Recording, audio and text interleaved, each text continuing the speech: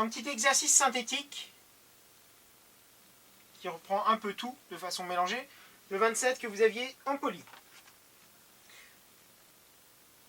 Alors, je ne reprends pas le contexte et l'énoncé. On vous parlait du silicium. Donc le silicium, Si, et on vous donnait sa notation symbolique. Si 28 14. Quelle est la composition du noyau atomique du silicium? Donc, il y a Z protons, donc 14.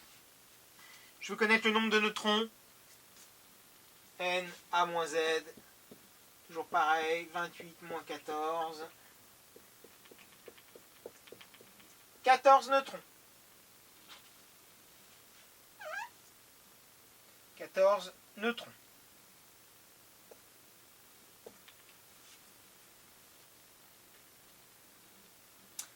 On ne vous demande pas la composition de l'atome là, attention, donc pas besoin de me donner les électrons, on vous demande la composition du noyau. Répondez bien à la question. Ça, première petite question. Deuxième question. Donnez la structure électronique de l'atome de silicium en le justifiant. Donc Z égale 14, donc on a 14. On vous demande la structure électronique de l'atome, attention. Donc atome, effectivement, dans le cas de l'atome, le nombre d'électrons, c'est le nombre de protons, donc j'ai 14 électrons à placer. Là, on est sous la forme de l'atome. Donc K2, elle est saturée, L8, elle est saturée. Je vais passer, il m'en reste combien à placer? 4. K2, L8, M4. Parce que, pourquoi? J'ai 14 électrons à placer. Vous me le justifiez de cette façon-là. L'élément chimique est sous la forme de son atome. Donc, le nombre d'électrons est égal au nombre de protons, donc 14. J'ai 14 électrons à placer. Je peux en placer 2 maximum sur la couche K. Une fois qu'elle est saturée, je passe. Sur la couche L, je la sature à 8. Et il m'en reste 4 à placer. Voilà la justification que j'attends. La totalité. Vous m'expliquez votre démarche. Déterminer le nombre d'électrons externes. Même question sur la couche externe. 4. C'est le plus à droite. 4 électrons externes.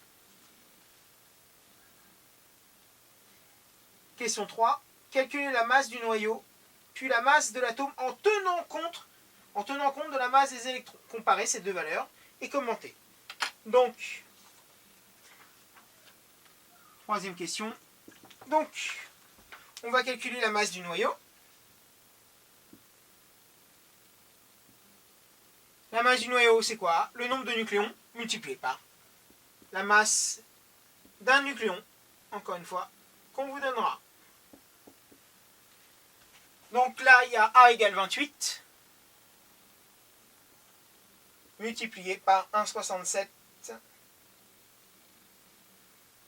Là, on vous donnait dans l'énoncé 1,7 même. Donc, quand vous avez des valeurs de l'énoncé, utilisez les valeurs de l'énoncé. Là, on vous donnait 1,7 fois 10 moins 27 kg. Ok.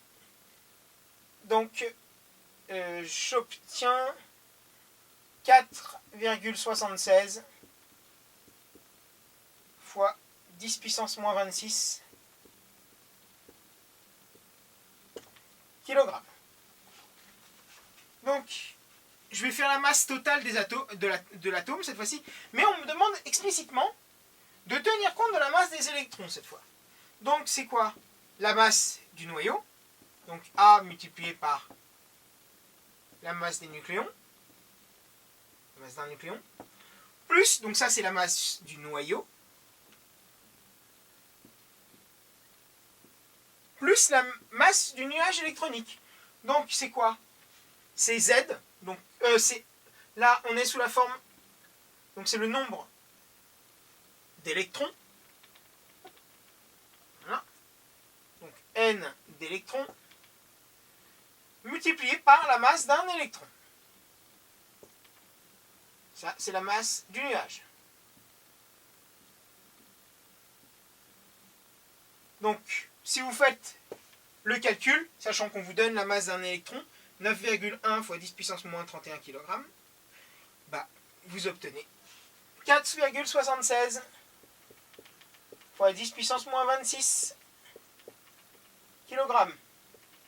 En l'occurrence, la masse changera à partir de 4 chiffres après la virgule seulement. Donc vous pouvez conclure en commentant: la masse de l'électron étant 1800 fois inférieure à celle d'un nucléon, on peut remarquer, le calcul nous le montre, que l'essentiel de la masse de l'atome est dans le noyau atomique.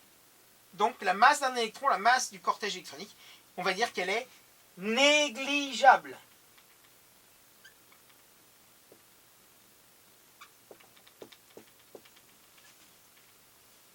On peut la négliger. Elle n'est pas nulle, attention, hein. Elle est négligeable par rapport à la masse du noyau.